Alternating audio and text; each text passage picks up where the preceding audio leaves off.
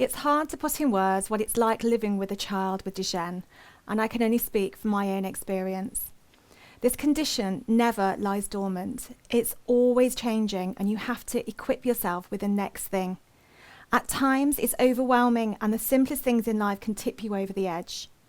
It's a case of dusting yourself down and picking yourself up, and the strength and determination that we see in our boys is what keeps us going.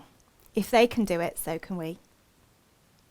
This year, we've seen Alex struggling walking on uneven ground. Just spending a family day at the beach has its challenges. Over the summer, Alex kept falling over on the beach. As his feet sink into the sand, he loses balance and falls to the ground. After falling over at least 3 times, he hits his leg in anger and frustration. It's so hard watching him, knowing that we can't fix it, but just be there with him in the moment and support him back up to his feet. His sister Isla gives him a cuddle and reassures him. It's okay, Alex, we can go and do something else today. Let's get off this stupid beach. He used to love running free in the sea, bodyboarding with his sister. Now it seems like too much hard work to get any enjoyment from it. And he would just sooner sit on the sidelines and watch.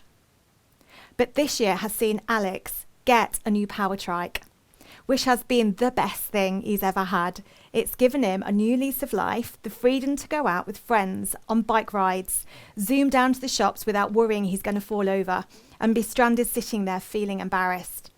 The smile on his face when he's in his chair is an absolute joy to see. It's given him freedom and choice to go where he wants to go.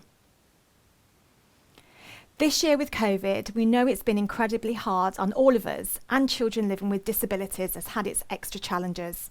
Usually, Alex is seen in clinic every 3 months, and it was only last week that we finally got to see the amazing consultants and physios up in Newcastle, but 6 months later than we had planned. The truth be known, I was dreading the moment, dreading the words of the physio. Alex has declined. But he hasn't. They were so happy to see him. And those words, Alex, you've been a superstar. He's completed 2 hours of physio in 1 hour and he's doing amazing. No decline. Alex was bursting with pride and so was I. He's been on a clinical trial now for the past 2 years, a trial designed to keep him stable.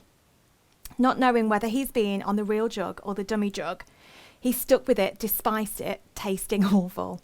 And now, as the trial period came to an end just last week, we've been told that he can go on the extension trial. But this time we will know for sure that he is getting the actual drug. No more wondering, could it be the drug that's been keeping him stable? But just imagine if he has been on the dummy drug. What could this drug do? It's given us a new lease of hope. This is what Alex's Wish and charities like us is all about. It's about giving hope to families with Duchenne. Being able to fund new drug advances to help slow down the muscle wasting and give them more abilities to lead a better life. We know that COVID won't last forever, but we also know that long after COVID, Duchenne will still be with us. I think COVID has made us all appreciate our loved ones that little bit more, appreciate the health of ourselves and our families that little bit more. Appreciate that with medical advances and promising new vaccines on the horizon, we have got hope that we can get back to our long-awaited normal lives. And for families living with Duchenne, this has been there every day, and we must continue to do what we do to bring about change, develop new treatments to slow the progression and give our boys more time to let them have a life that we all wanted them to have before our sons was diagnosed with Duchenne. I would personally like to thank every single person, every single business who has taken the time to support us, either financially bought tickets to our events, either in the real world or virtually, donated auction prizes, bought auction prizes, given money to us regularly, given us services in kind, or sponsored our events to keep our costs low. Thank you. It gives us so much hope and so much comfort knowing that we are not on this journey all alone. Kindness is an amazing thing. Thank you. Despite it being a very challenging year for charities, we've still been able to raise money. We've still been able to run virtual events and our outdoor challenges, and we thank you for all your support during these times. We've not raised anywhere near what we would have raised, but we can celebrate the fact that we have raised an additional £50,000, which now sits in the research pot to help fund future clinical trials. We continue to work closely with Duchenne UK and we know it's been an incredibly hard year for them too. We've seen some clinical trials stopped, and we know the effort and hard work they are putting in to make sure that all of our boys across the UK have the necessary care that they need. And Emily Crossley, co-founder and CEO of Duchenne UK, will be speaking a little later with an update of the work that they've been doing. I would also like to say a huge thank you to our amazing board of trustees, who despite their own challenges have volunteered their time to attend our monthly meetings on Zoom to help us make critical decisions and develop new ideas. We are so blessed to have them, and they do such a wonderful job supporting our work so passionately. A little later, we are going to share a compilation of images celebrating our year's highs from our Miss Great Britain event and the Leicestershire Law Society Zitwire Challenge, our phenomenal supporters lunch, which saw 170 businesses from across the region coming together to share our mission and our plans just 1 week before lockdown, to the period of lockdown, which saw our Head Shave Challenge, our 2.6 Challenge, the My Prudential Ride London, our Coast to Coast Cycle Ride, just some to mention of the amazing things that our supporters have been doing for us this year. Alex has been getting involved too.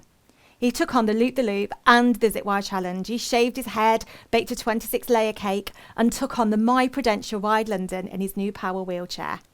He was interviewed on live radio and appeared on BBC East Midlands Today and ITV News, and he's now producing a new cookbook called Alex's Whisk that is going to come out later next year. What I can tell you all is that we are in a strong position to take us into 2021. We've made the right decisions and at the right time, and we are ready to get going again next year. Hopefully when we can all see you face to face in the real world and get our fundraising events back again so that we can continue to fund medical research and further our mission. We are here for the long haul and we are not going anywhere. We can't afford to let COVID derail our plans to conquer Duchenne muscular dystrophy. And with many opportunities coming our way, we truly believe that next year is going to be a great year, and we are so looking forward to seeing you all again soon. Thank you so much for staying with us. The journey is long, but when we get to our destination, the efforts that we have all put in will be so worth it. That I promise you.